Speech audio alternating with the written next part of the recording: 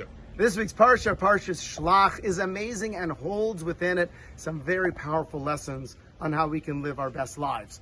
So, initially, it is dominated by the story of the spies. And all 12 spies that are initially chosen, the Torah terms them as anashim, which means they were very, very righteous.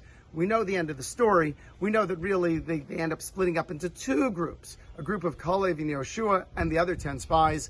Both groups come back with the same report, namely that the land is flowing with milk and honey and has fortified cities filled with giants and it devours its inhabitants.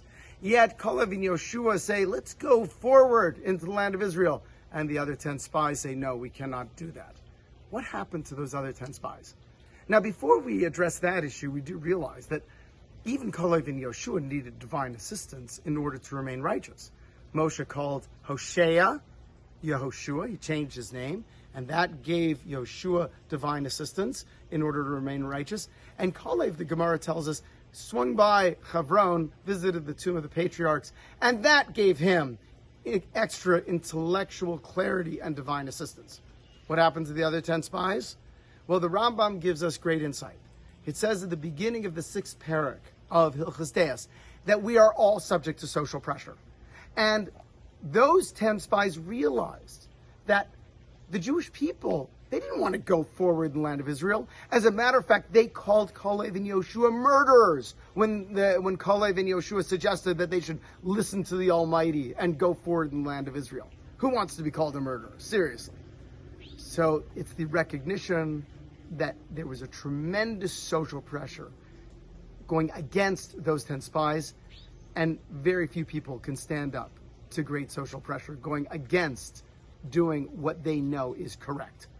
Powerful lesson for each and every one of us, because the reason we are listening to this video right now, the reason that we are learning Torah, going to shul and connect with our community, is because ultimately we see there is great benefit in being involved as a Torah Jew. Yet each and every one of us knows a cousin, perhaps a brother, a coworker, that has never been exposed to the beauties of Judaism. The question is, why don't we endeavor more to reach out to them? Why are we not inviting more of these people over for Shabbos dinner, into a program to learn with our rabbis? Why don't we do more of that? One of the primary impediments against doing that is social pressure. We're afraid. We don't want to be called pushy. We don't want to be preachy. Let them do what they want to do, and I'll just do what I want to do. Lead only by example. Well, yes, definitely lead by example. But if we understood how much pleasure, how much benefit we receive from Torah, from Judaism, from doing the mitzvahs, then we would be much more apt just to give that pleasure to other people. Now, social pressures are a remarkable thing. You know, we know that it comes in many forms. We find that Yosef at Tzaddik, it was social pressure that kept him straight with Aish's Potiphar. The Talmud says that he saw a vision of his father. That's social pressure. Even though his father was not in the room, Yosef used the power of social pressure to keep him righteous.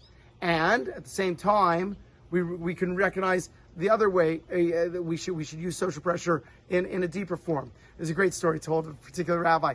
His chassid, he was in Lithuania. His chassid was traveling to Brussels, for a business trip. And so when his chassid was leaving, he turned and he said, hey, listen, when you're in Brussels, I hear they have very good cigars. Pick me up a box of cigars, please. So the chassid scratched his head. He's going, I don't know what my rabbi wants cigars, but okay.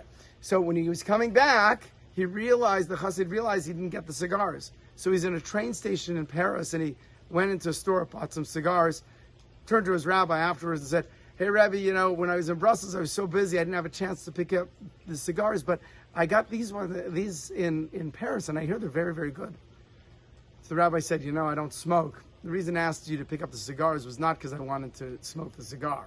It's because I didn't want you, in your travels, to forget your rabbi. But I guess you did. Social pressure can be used in a way that can help make us righteous. And it can also, like in the case of the spies, be used in a way to turn us a little less righteous. Our task is to identify in our minds and hopefully even in our surroundings people that we will be meshubah to, people that we will hold by and that will inspire us to be better and more righteous. And by doing so, yes, we can even correct the mistake of the spies in our lives, and we can make the Jewish people better and increase their enrichment in Torah and Judaism. I'm Rabbi Yitz Wyne of Young Israel Aish of Las Vegas. Next time you're being in this beautiful part of the country, please make sure to come visit.